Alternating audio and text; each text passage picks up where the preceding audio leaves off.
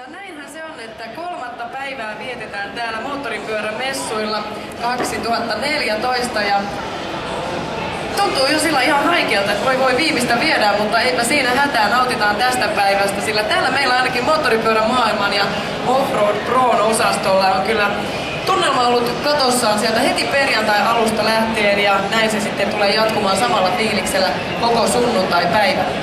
Ja kuten tuossa äsken jo lupailin, kello 11 aikoihin saadaan tänne siis ensimmäinen haastattelu käyntiin ja kyseessä on tietystikin Teuvo Länsivuori sekä Simo Kohonen.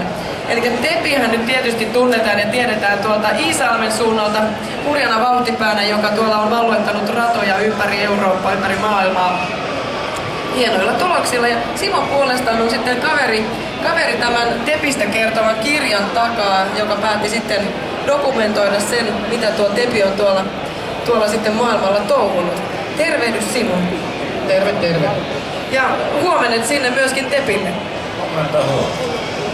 Tepi, me jätetään nyt pikkusen rauhaan tässä jutustelussa, kun siellä on ollut pikkasen ääni käheenä, niin me täältä Simon kanssa jutellaan ja Tepi sitten pistelee tonne signeerauksia tuonne kirjan sivuille. Simo, miltäs näyttää? Me ollaan kolmatta päivää tässä istuskeltu kohta nahkasohvalla ja nautiskeltu moottoripyörämaailman tunnelmista. Miltäs tuntuu tänään? Kiitos oikein hyvin, että 2 päivää on mennyt hyvin ja on ollut paljon vieraita meidän osastolla ja varmasti tänään viimeinen päivä menee myös hyvin. Totta kai menee hyvin. Tässä kohdassa täytyy sanoa, että tänne saa tulla ihan reippaasti lähemmäs. Tulkaa nappaamaan yhteiskuvia yhdessä Tepin kanssa. Tulkaa hankkimaan tää kirja täältä, hintaan 39 €. Ja siihen sitten tietysti kirjaan tässä samalla tuutte hakemaan tuon nimmarin niin Tepiltä kuin Simolta molemmilta. Mutta se nyt sitten, että mitä täältä kirjan sivulta kaiken kaikkiaan löytyy ja miten tällainen projekti on lähtenyt käyntiin, niin kerro siitä Simo meille pikkasen. No tässä on tietysti Teuvo Tepi Länsivuoren elämäntarina lapsuudesta tähän päivään. Ja siinä sitten tavallaan taustalla on tällainen ajankuva. Siellä on hyvin paljon Tepin omaa tekstiä ja sitten on reilu parikymmentä aikalaista ystävää, jotka tuo oman näkemyksensä, minkälainen henkilökilpailija Teuvo Länsivuori on. Kyllä, ja tätä me ollaan sun kanssa täällä selattu useampaan otteeseen, niin tämä on koottu erittäin kivasti tämä kirja. Tätä on helppo lukea, täällä on hyviä tärppejä sivuilta, mistä löytyy semmoista vähän viihteellistä, vähän huumoria. Täältä löytyy huikean paljon hienoja valokuvia tuolta 60-70-luvun taitteesta ja sen jälkeenkin. Ja löytyy tietysti kuvia huikean määrän itse Tepistä ja sitten myöskin kollegoista. Olisiko täällä jotain sellaista, mitä sä haluaisit ehkä nostaa vähän esiin? No tietysti ehkä yksittäistä asiaa on vaikea nostaa, mutta kyllä siellä on monta mielenkiintoista tarinaa. Tietysti Tepin ystävä, naapurin poika Keke Roosberg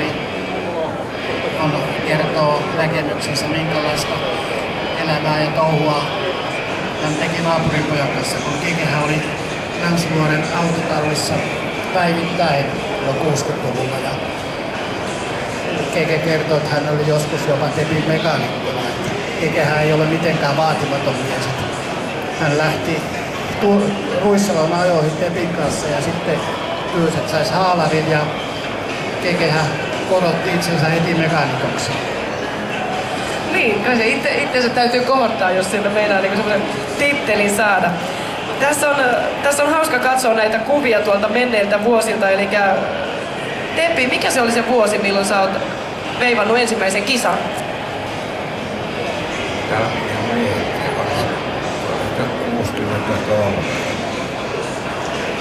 63. Täytyy oikein itsekin tarkistaa sieltä kirjan sivuilta.